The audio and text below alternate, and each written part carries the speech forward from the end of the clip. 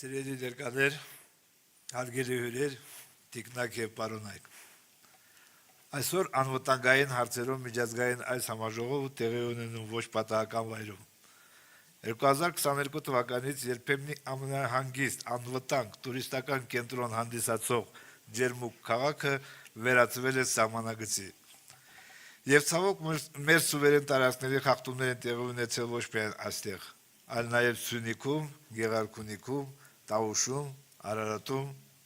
Հակառակորդը չի սահմանափակվել Արցախով։ Ավելին, Արցախից հետո նրա նկրտումներն ավելի ագրեսիվ են դառնում, ինչի հետևանքով ունեցանք Ջերմուկի, Իշխանասարի, Սոտքի ներքին հանդի դեպքերը։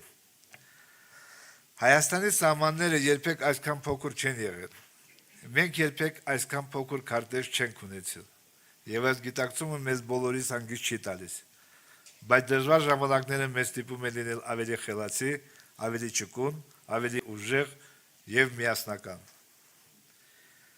Ես մեկ հարց ունեմ այսօրվա իշխանություններին. որտեղից ձեզ այսքան ատելություն սեփական ժողովրդի նկատմամբ, սեփական ազգային արժեքների նկատմամբ։ Ես ձեզ հավաստիացնում եմ, ատելությամբ եւ պառակտումներով ոչինչի չեք հասնելու։ Դարեր շարունակ հայերին փորձել են բաժանել, մասնատել,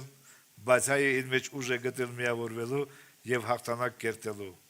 Վառ ապացույցը Արցախյան ազատամարտը եւ Սարդարապատը։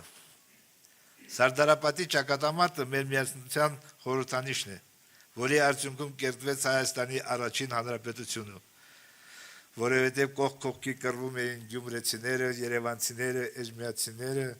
եւ Արցախի ժամանած մահապարտների գունդը։ Ոչինչ չի փոխվել, ինչքան էլ փորձեն հակառակը համոզել։ Մեր նախնիների արյունը մեր մեջ, իրենց գենը կրողն ենք մենք, եւ սա պարզապես խոսքեր չեն։ Նույն 2022 թվականին Ջերմուկի ռազմական գործողությունների ժամանակ օգնության եկավ Արցախի ստորաբաժանումները։ Առանց վառելիքի, հացի, դեղորայքի, շրջափակման պայմաններում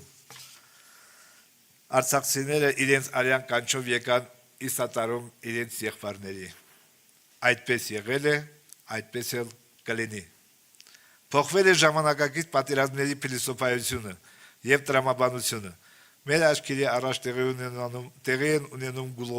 գլոբալ աշխարհաքաղաքական փոփոխություններ, եւ մենք միշտ պատրաստ պիտի լինենք պաշտպանվելու եւ դիմակայելու ցանկացած մարտահրավերների։ Համաշխարհային անվտանգային համակարգը եւս փլուզվում է, միջազգային մեխանիզմները թուլանում են։ Մեզ նման փոքր պետությունների համար գերակա խնդիր է ունենալ գործուն եւ կատարելագործված զսպման մեխանիզմներ։ Միջազգային համագործակցությունը դաշնակիցների հետ հարաբերությունների ընդլայնումը եւ խորացումը ի նպաստ կարող է լինել անվտանգային համակարգի ամրապնդմանը։ Այսօր կնքված այս հուշագրերը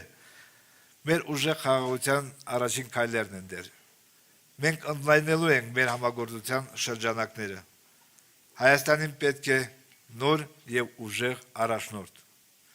Եվ ես հավատում եմ հաջորդ վարչապետ Սամվել Կարապետյանին։ Ես լավ գիտեմ խաղաղության գինը